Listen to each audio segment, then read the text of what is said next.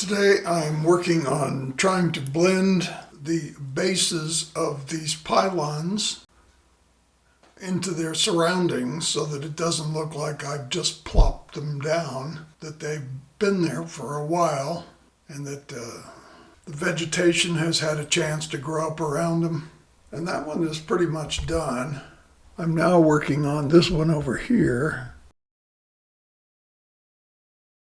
See if I can get that dialed in so you can see what I'm doing. Zoom in a little bit more. Whoops, wrong way. There, that's not bad. I will be using a combination of Martin Wellberg Scenic Studios. Light green, high is how they define it. Here's another. This is the low version. I kind of like the high version. I will also be using some finely foliage from Woodland Scenics. That's the olive green, and this is the dark green. I'll be using both of them. This is the way it looks when you rip it off the pad that it comes on. This is the tall. You just sort of rip it apart however you want it. I'm teasing this out a little bit.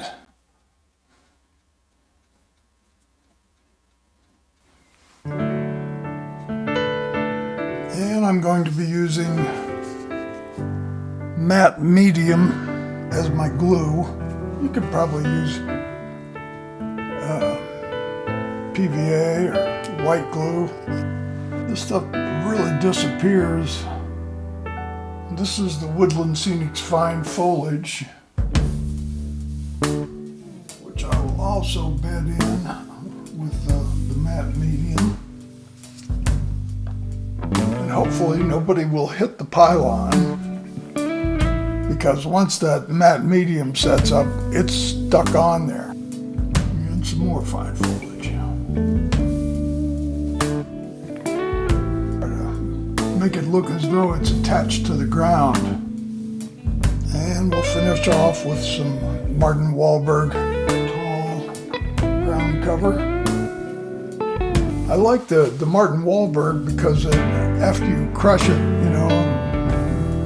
tease it and mess with it, it sort of rebounds and gives the impression of, tall things trying to grow. Yeah, that doesn't look too bad. See what it looks like to you.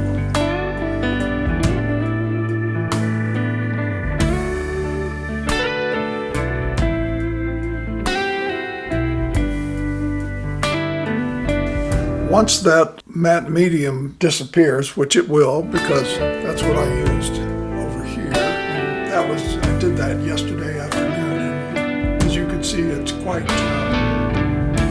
looks quite natural now. So, once this matte medium has disappeared, I think that'll look pretty natural. One thing I like about the Martin Wellberg material for landscaping is once you compress it and you mess with it, trying to get it to where you want it, it sort of springs back and almost ends up taller and more lifelike than it was when you pulled it off the tray. So I have one more I need to do, which is farther over to the right here.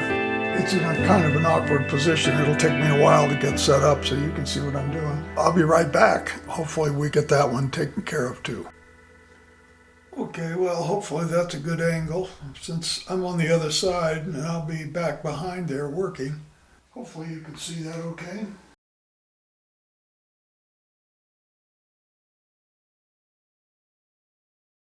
Make sure that this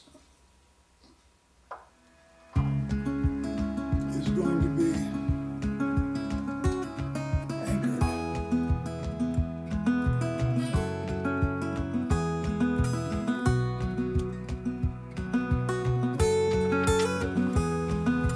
I don't expect you'll see that much of those concrete bases, but you'll get a glimpse, just sort of get a glimpse of them part of them anyway, from various angles. Okay, I just ripped off a piece of the Martin Wahlberg.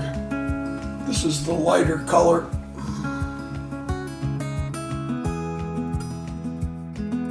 Boy, this is really awkward. I had to take out some of the trees in the background there so that I could see what I was doing. Go a little underneath this clump this time.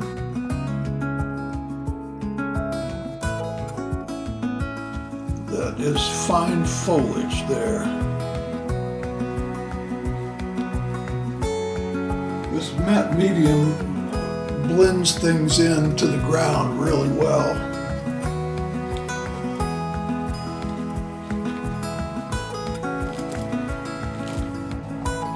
I have been using matte medium to thin my acrylic paints for quite some time, but thinking of it as also of glue is something I learned from Boomer Dioramas.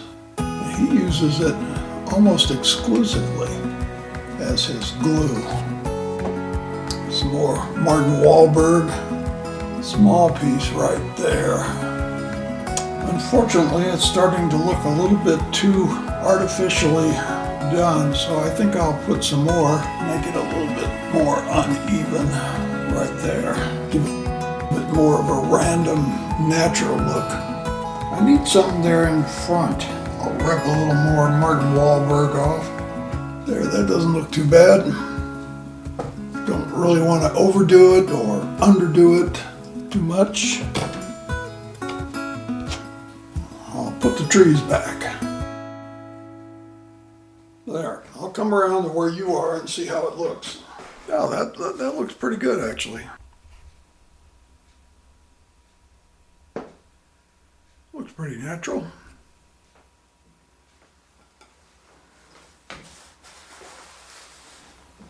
The plants are a little bit different than the ones over here on these other two pylons, but that's a different area and it has those trees back there, a mixture of trees. You know, it could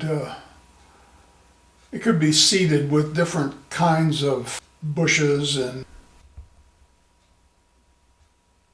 I think that'll be fine once the glue sets up and everything settles in. I'm going to take you around to the other side. It's a pretty interesting, whoops, wrong way. It's a pretty interesting view from there of the pylon, so I'll be right back. There, I've got the focus in about a happy medium. I can try to focus on the one way down there in the far distance. It's not really coming into focus. It's too far away, limits of the camera. Then I can bring the next one into focus, and then the one on the far right, and then the one right ahead. It's amazing how the eye can do that so effortlessly, almost as if they're all in focus at the same time, but they're not. The eye can bounce around and refocus at very high speeds.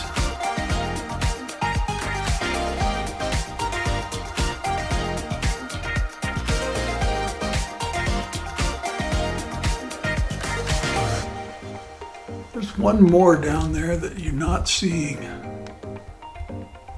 You can see it sort of behind this one right there. The reason the one over there next to the wall looks so dark is because it's actually hanging on the wall, and consequently its shadow reinforces it. There's no good place to get to where you can see them all. Well, this isn't too bad.